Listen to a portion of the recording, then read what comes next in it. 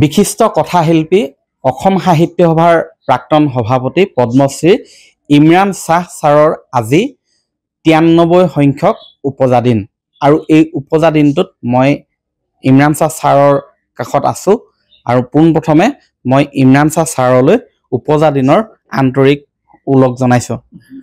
Sir আজি 93 বছৰ বয়সত ভৰি দিছে আৰু এই মুহূৰ্তত কি ক'ব? মই এনেই ব্যক্তিগতভাৱে জন্মদিনৰ ওপৰত বৰ বিশেষ গুৰুত্ব কেতিয়াও দিয়া নাই। মোৰ কাৰণে ই অন্য দিনবিলাকৰ দৰে এটা দিন।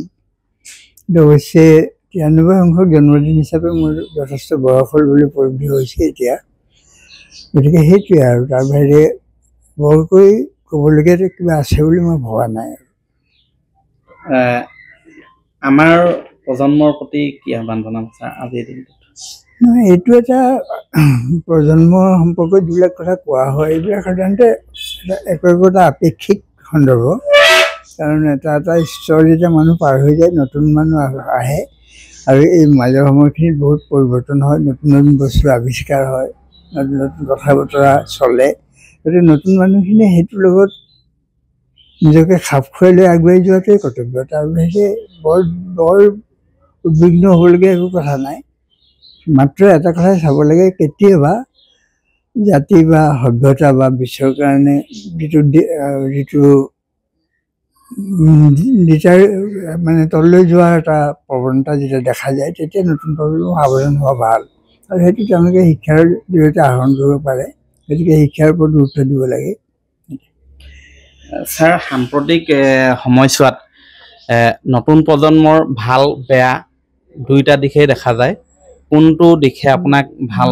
এইটো তেনেকৈ ভাবেহে মানুহে, সদায় হয় এইটো কথা, সদায় সকলো যুগতে এইটো হয়। কোনো যুগতে নহয় যে মহাভাৰতৰ যুগতে কৌৰৱো আছিল পাণ্ডৱো আছিল। ভাল আৰু বেয়া দুয়োটাই থাকিলেতো। তেনেকৈ যদি চাই যোৱা যায় প্ৰত্যেক যুগতে সেইটো থাকিব। ভাল আৰু বেয়াৰ সংমিশ্ৰণে মানুহৰ জীৱন। তাকে ভালৰ বেয়াক জয় কৰি ভালৰ পথত আগবাঢ়ি যাব পাৰিলে সি মানুহ নামে অভিহিত হোৱাৰ যোগ্যতা আহৰণ কৰে, অন্যথা মানুহ ৰৈ যায় সভ্যতাৰ প্ৰতি। গতিকে সেইখিনি ক্ষেত্ৰত আমি সদায় সাৱধান হ'ব লাগে যাতে আমি যেতিয়া আগবাঢ়িছোঁ কেনেকৈ আগবাঢ়িছোঁ আমি লক্ষ্য কৰিব লাগে। ছাৰ আৰু মই অকণমান অসমীয়া ভাষাৰ কথালৈ আহোঁ যে অসমীয়া মাধ্যমৰ বিদ্যালয় আৰু বহুসংখ্যক বন্ধ হোৱাৰ পথত ইতিমধ্যে হৈছে। কেনেধৰণৰ প্ৰভাৱ পেলাব পাৰে এই বস্তুটোৱে? সেইটো আমি যদি চাওঁ, চিন্তা কৰিবলৈ চাবলৈ যত্ন কৰোঁ তেতিয়া দেখিম যে এটা সময়ত ধৰি লৈছোঁ মিছনাৰীসকল যদি অসমলৈ নাহিলহেঁতেন, মিছনাৰীসকল অসমলৈ আহিছিল, তেওঁলোকে অসমীয়া ভাষাটো শেষ হৈ যাব পৰা অৱস্থাৰ পৰা উদ্ধাৰ কৰিছিল। তেতিয়াৰ পৰা যদি আমি চাই থাকোঁ তেতিয়া দেখিম যে প্ৰত্যেকটো সময়তে প্ৰত্যেকটো যুগতে একেটা প্ৰশ্নে উত্থাপিত হৈ আছে, অসমীয়া ভাষাৰ বিপন্ন, এই ভাষাটো নষ্ট হৈ যাব নেকি, এনেকুৱা এটা অৱস্থা সদায় হৈ আহিছে। তাৰ পৰা এটা কথা আমি উলিয়াই ল'ব পাৰোঁ, যিটো আমি ধৰি ল'ব পাৰোঁ বা আমি ভাবিলে এই উত্তৰটোকে পাম যে আমাৰ অসমীয়া জাতি বুলি আমি যাক কওঁ তাৰ শতকৰা 70-60% মানুহে সচেতন নহয় জাতি সম্পৰ্কত, অসমীয়া সম্পৰ্কত নহয়। বাকী যিখিনি মানুহ সচেতন সেইখিনি মানুহৰ কম বেছি পৰিমাণে শিক্ষিত, উচ্চ শিক্ষিত হয়। উচ্চ শিক্ষিত হ'লে সমাজৰ লগত তেওঁলোক বিচ্ছিন্ন হয়, আঁতৰি গুচি যায়। গতিকে এই সমস্যাটো সদায় আছে, এতিয়াও আছে। গতিকে এইটো যদি একাডেমিক দিশত বিদ্যাৰ্থীক যিটো কোৱা হয় সেই দিশত যদি কিবা কৰা নহয় তেতিয়াহ'লে আশা নাথাকে, সদায় সমস্যা হৈ থাকিব, এনেকৈয়ে গৈ থাকিব। এইবিলাক কথা ভাবিব নালাগে যে অসমীয়া ভাষা নিশ্চিন্ন হৈ যাব, তেনেকুৱা কথা নহয়। সি এনেকৈয়ে গৈ থাকিব লাগিব, কিন্তু সেইটো এনেকৈ গৈ থাকিবলৈ দিব নোৱাৰি। তাক আমি যদি পাৰোঁ শক্তিশালীৰ ওপৰত প্ৰতিষ্ঠা কৰিব লাগে, এইটোৱে হ'ল ব্যৱস্থা। এতিয়া কিছু ব্যক্তিগত বিষয়লৈ আহোঁ। ছাৰে শেহতীয়াকৈ নতুন কিবা পৰিকল্পনা লৈছে নেকি? নাই, লিখিব নোৱাৰোঁ নহয় আজিকালি, লিখা পঢ়াটো কমি গ'ল আৰু এনেই সময় কটাবলৈ কেতিয়াবা কিবা এটা লিখোঁ, কিন্তু যিটো ছিৰিয়াছ ৰাইটিং সেইটো মই আজিকালি কৰিব নোৱাৰোঁ, কাৰণ মানসিকভাৱে বা শাৰীৰিকভাৱে সক্ষম নহয়। নতুনসকলৰ কাৰ কি শেহতীয়াকৈ দৃষ্টিত আপোনাৰ? নাই, পঢ়িবই নোৱাৰোঁ, মোৰ চকুকেইটা গ'ল। গতিকে নতুন লিখা তেনেকৈ পঢ়া হোৱা নাই মোৰ। এইখিনিতে জনাবলৈ পাই আমি দৰ্শকসকলক সুখী হ'ম যে আজি সন্ধিয়াৰ ভাগলৈ ইমৰান শ্বাহ ছাৰৰ ৰচনাৱলীৰ ৰচনা সমগ্ৰৰ তেখেতৰ ৪ৰ্থ আৰু ৫মটো খণ্ড একেলগে আজি উন্মোচন হ'ব। ছাৰ, এই সন্দৰ্ভত অকণমান আমি এতিয়াও চাবলৈ পোৱা নাই কিতাপ নহয়। কিতাপ মোৰ এটা কথা ভাবিছিলোঁ মই কিছুদিনৰ আগতে, যে যিমানখিনি যি লিখিলোঁ আৰু ভালেই হওক বেয়াই হওক, এই গোটেইখিনি যদি মই সংগ্ৰহ কৰি থৈ যাব নোৱাৰোঁ, যদি কেতিয়াবা কোনোবাই অনুভৱো কৰে যে মোৰ সম্পৰ্কত কিবা ক'বলৈ বা কিবা জানিবলৈ, তেতিয়াহ'লে মই মোৰ লিখাৰ মাজতে আছোঁ, গতিকে মই এইখিনি সংগ্ৰহ কৰি থোৱা যে ভাল। তাৰ লগতে মোৰ পৰিয়ালৰ মোৰ ছোৱালীহঁতে এটা হেৰি কৰিলে যে আমি এই খণ্ডবিলাক উলিয়াই যাওঁ। এতিয়ালৈকে 5টা ওলাইছে, মই নাজানো ইয়াৰ পিছত আৰু উলিয়াম নে নুলিয়াম, এতিয়াই মই কৈ দিব নোৱাৰিম। কাৰণ এটা অসুবিধা হৈছে, বহুতখিনি হেৰাই গৈছে, পোৱা নাযায়। এই 5ম খণ্ডটোৰ কাৰণে যিখিনি আমি গোটাইছোঁ সেইখিনি বহুত যত্ন কৰিহে ইহঁতে সংগ্ৰহ কৰিছে, বিভিন্ন মানুহে সহায় কৰি দিছে। আবেদন দিয়াৰ পিছত দেখা গৈছে যে মই লিখিছোঁ বুলি পাহৰি যোৱা কথাই, এখন উপন্যাসে মই পাইছোঁ যিখন লিখিছিলোঁ বুলি মোৰ মনতেই নাই। গতিকে স্বাভাৱিকতে যদি যত্ন কৰা যায় আৰু 1টামান খণ্ড হয়তো 2টামান খণ্ড হয়তো উলিয়াব পৰা যাব, কিন্তু সেয়া কৰোঁ নকৰোঁ মই ক'ব পৰা নাই এতিয়ালৈকে। গতিকে সম্পূৰ্ণ কৰি থৈ যাব মোৰ এটা মন এটা অৱশ্যে আছে। যি হওক, ভালেই হওক বা বেয়াই হওক, অন্তত মানুহে ক'ব বেয়া লিখিছিল ভাল লিখিছিল ক'বলৈকে হ'ব।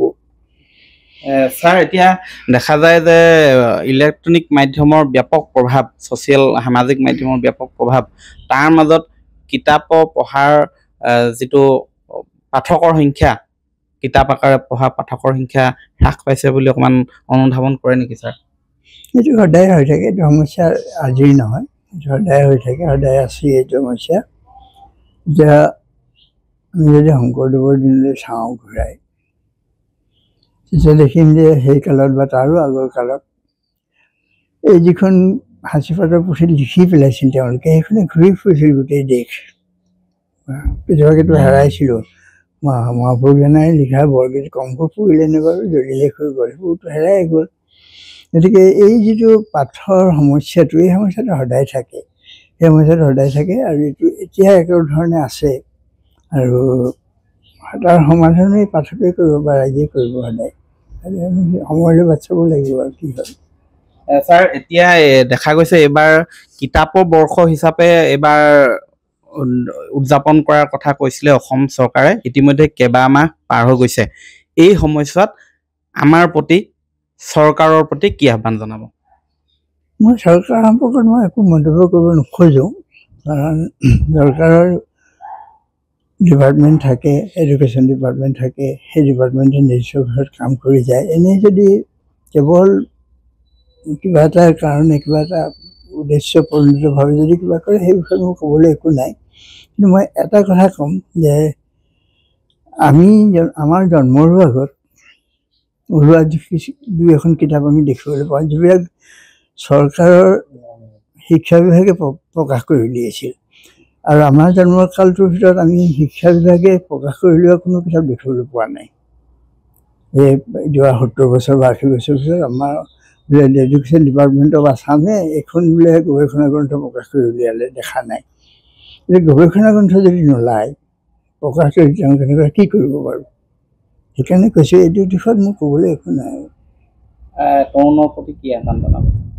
আগতে সেইটো কথাই কৈছোঁ যে তেওঁলোকে সময়ক বুজিব লাগে, অধ্যয়ন কৰিব লাগে, সোঁতত উঠি যাব নালাগে। সদায় সোঁতত উঠি যোৱাৰ প্ৰৱণতা আমাৰ দেশত বৰ বেছি। কিবা এটা অজুহাত পালেই তেওঁলোকে উঠি গুচি যায়। সেই উঠি যোৱাৰ প্ৰৱণতাটো ত্যাগ কৰিব লাগে, তেতিয়াহ'লে দৃঢ় ভূমিত থিয় হ'ব পাৰিব, আৰু দৃঢ় ভূমিত থিয় হ'লেই তেওঁলোকে আগবাঢ়িব পাৰিব। হয়, সকলোৱে আমি ছাৰৰ যি পৰামৰ্শ, আহ্বান, সেয়া অনুধাৱন কৰা উচিত। আৰু যিয়ে নহওক, কিন্তু এইবাৰ ছাৰে 93 বৰ্ষত তেখেতৰ ভৰি দিছে। আৰু আজিৰ দিনটো এটা বিশেষভাৱে ভাল লাগিছে আৰু এটা কথালৈ, সেয়া হৈছে ছাৰৰ ইমৰান শ্বাহ ৰচনাৱলীৰ ৪ৰ্থ আৰু ৫ম খণ্ডটোৰো আজি সন্ধিয়াৰ ভাগলৈ উন্মোচন কৰা হ'ব। প্ৰায় 800 পৃষ্ঠাৰ এই গ্ৰন্থখন উন্মোচন কৰা হ'ব। গতিকে আমি ছাৰৰ এই মুহূৰ্তত তাৰ বাবেও অভিনন্দন তথা শুভেচ্ছা জনাইছোঁ ছাৰৰ জন্মদিনৰ ওলগ জনাইছোঁ আৰু ছাৰ সদায় সুস্বাস্থ্যৱান হওক ছাৰ দীৰ্ঘায়ু কামনা কৰিছোঁ আপুনি বিচৰা বাতৰি পাব কেৱল নিউজ 18 এপত নিউজ 18 এপ ডাউনলোড কৰিবলৈ স্ক্যান কৰক এই QR কোড গুগল প্লে ষ্টৰতো পাব এই নিউজ 18 এপ